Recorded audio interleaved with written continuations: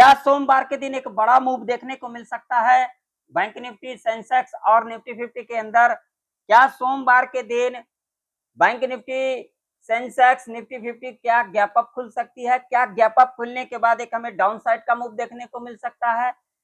अगर फ्लैट खुल जाती है बैंक निफ्टी, निफ्टी 50, सेंसेक्स, तो क्या उस कंडीशन में दोनों साइड का मूव देखने को मिल सकता है?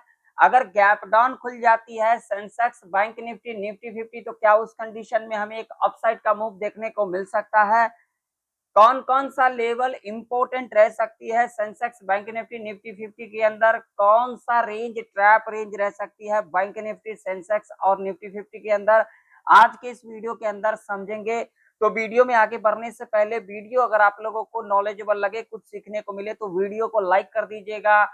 चैनल पर नए हो तो सब्सक्राइब भी कर लीजिएगा। बेल आइकन के नोटिफिकेशन पर क्लिक करना बिल्कुल भी ना भूलिएगा। इस वीडियो को ज्यादा से ज्यादा लोगों में शेयर भी कीजिएगा। टेलीग्राम जो लोग ज्वाइन करना चाहते हैं जाकर के ज्वाइन कर सकते हैं, जिसका लिंक वीडियो के डिस्क्रिप्शन में, चैनल के अबाउट सेक्शन में आप लोगों को देखने को मिल जाएगा।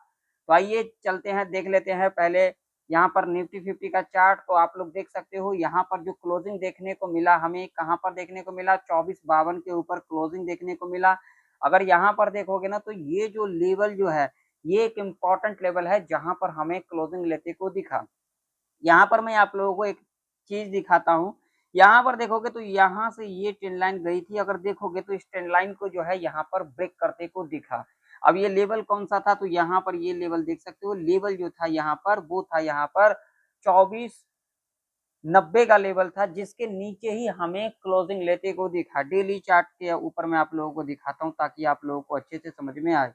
एक एक चीजें हमें समझना पड़ता है चार्ट के ऊपर। अगर डेली चार्ट के ऊपर देखोगे आप लोग, तो देखिए ये लेवल कितना इंपॉर्टेंट लेवल था। देखिए जब इस लेवल के नीचे गई थी निफ्टी, तो हमें एक इतना बड़ा डाउन साइड का मूव देखने को मिला था। उसके बाद देखोगे तो यहाँ पर जो लेवल था 24,260 का लेवल था, वहीं से हमें क्या लेते को दिखा, रजिस्टेंस लेते को दिखा। और डेली चार्ट के ऊपर देखोगे तो ये कैंडल देख सकते हो, एक रेड कैंडल है, और इस कैंडल के अंदर अगर आप लोग देखोगे तो स्ट्रेंथ दिखाई दे रही है। यानी कि अगर इस कैंडल को देखोगे तो इससे ये इंडिकेशन अभी के टाइम पर दिख रहा है, जो एक डाउन साइड का मूव हमें और भी देखने को मिल सकता है। लेकिन यहाँ पर हम ये भी नहीं कह सकते हैं जो कि डाउन साइड का मूव देखने को मिल सकता है, क्योंकि इसके पीछे लॉजिक है। लॉजिक क्या है, तो आइए दिखाता हूँ। 5 मिनट का टाइम फ्रेम मैंने लगा दिया है, और 5 मिनट के टाइम फ्रेम के ऊपर देखोगे तो भैया ये जो लेवल है ना, ये लेवल अभी के टाइम पर बहुत ही इंपॉर्टेंट लेवल है। ये लेवल 960 का जो लेवल है, जब तक इसके ऊपर कामकाज कर रही है तब तक हम यहाँ पर नीचे के बारे में नहीं सोचेंगे। अगर इस लेवल के नीचे जाती है निफ्टी, तो हमें एक और भी डाउन साइड का मूव देखने को मिल सकता है। ये 5 मिनट के टाइम फ्रेम के ऊपर बात कर रहा हूँ। लेकिन वही हम डेली चार्ट के ऊपर देखेंगे तो निफ्टी का जो ट्रेंड दिखाई दे रही है, वो क्या दिखाई दे रही है, डाउन ट्रेंड दिखाई दे रही है। यहाँ पर देखिए बहुत सारे लोग यहाँ पर ज्ञान देंगे, क्या देंगे, भैया मार्केट में ये हो गया, मार्केट में वो हो गया। तो देखिए लॉजिक और चार्ट, चार्ट की साइकोलॉजी और खुद की साइकोलॉजी, यानी कि अपने अंदर की साइकोलॉजी और चार्ट की साइकोलॉजी, दोनों अगर मार्केट में हम नहीं समझेंगे तो मार्केट के बारे में हम समझ नहीं पाएंगे। और इससे क्या होगा, हम मार्केट को दे सकते हैं, मार्केट से तो क्या ही ले सकते हैं, ठीक है ना। मार्केट एसएल हंट पे चलती है। कैसे एसएल हंट पे चलती है, तो थोड़ा सा मैं आप लोगों को यहाँ पर दिखाऊंगा।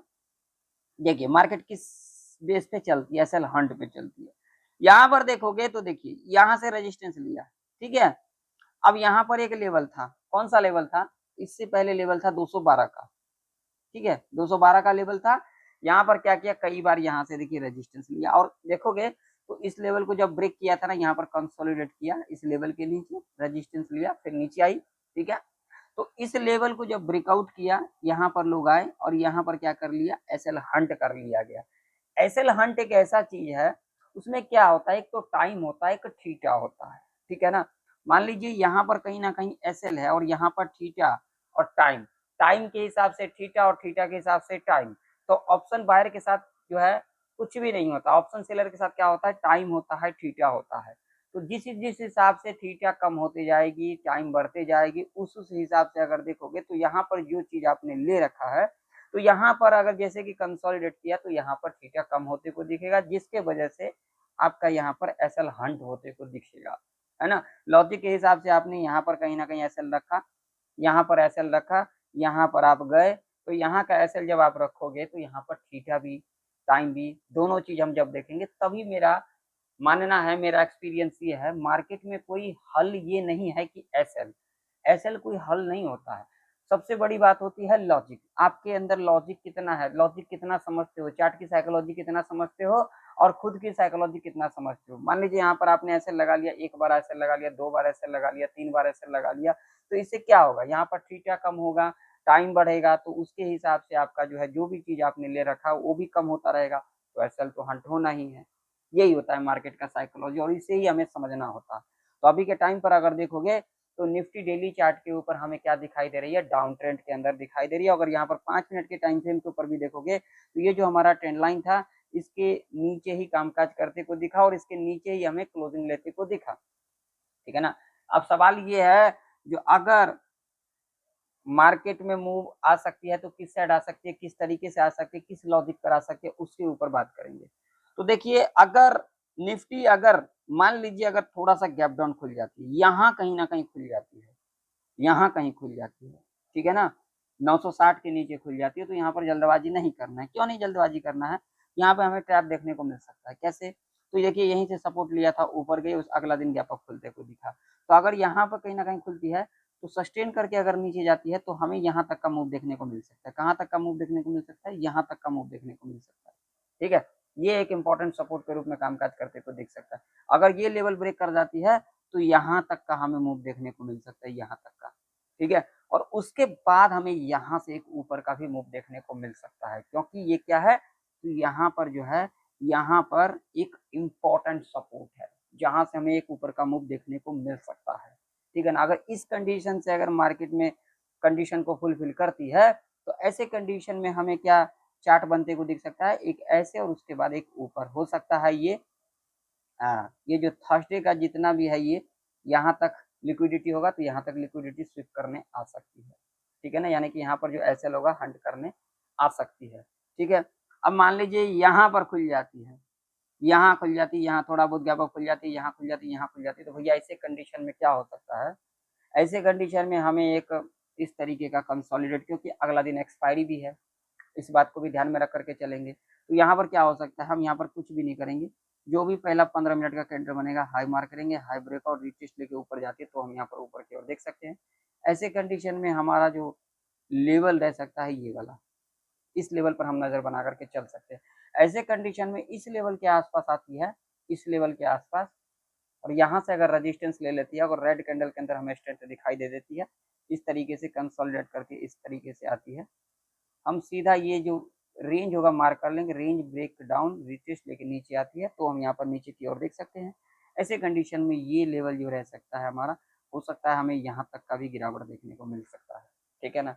इस तरीके से हमें चार्ट बनते को दिख सकता है। अगर यहाँ पर बड़ा गैप डाउन, बड़ा गैप अप खुल जाती है तो यहाँ पर दिक्कत देखने को मिल सकता है, लेकिन मूवमेंट यहाँ पर देखने को मिल सकता है मंडे के दिन। बाकी देख लेते हैं, मार्केट है कुछ भी हो सकता है यहाँ पर, है ना।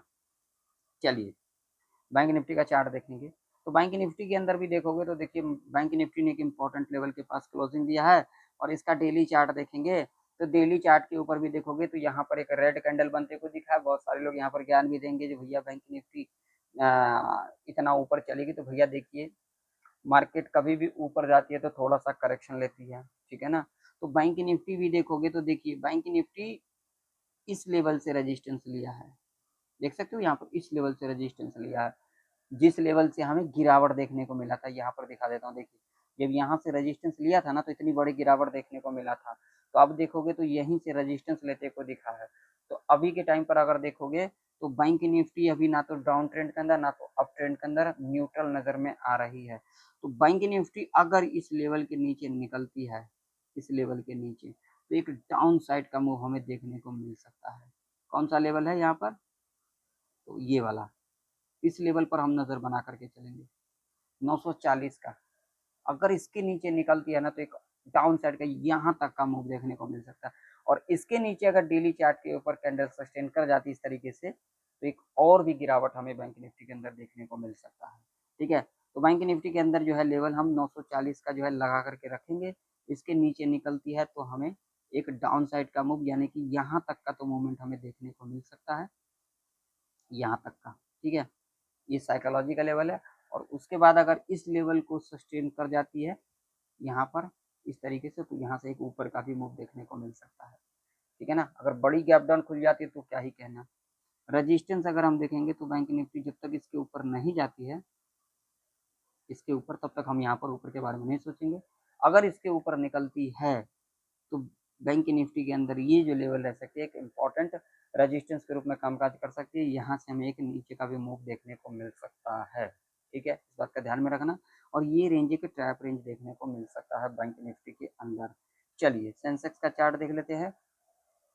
सेंसेक्स के अंदर देखेंगे तो सेंसेक्स के अंदर भैया ये रेजिस्टेंस एक इम्पॉर्टेंट रेजिस्टेंस रह सकती है, ये वाला। जब तक इसके ऊपर नहीं निकलती हम ऊपर के बारे में नहीं सोचेंगे।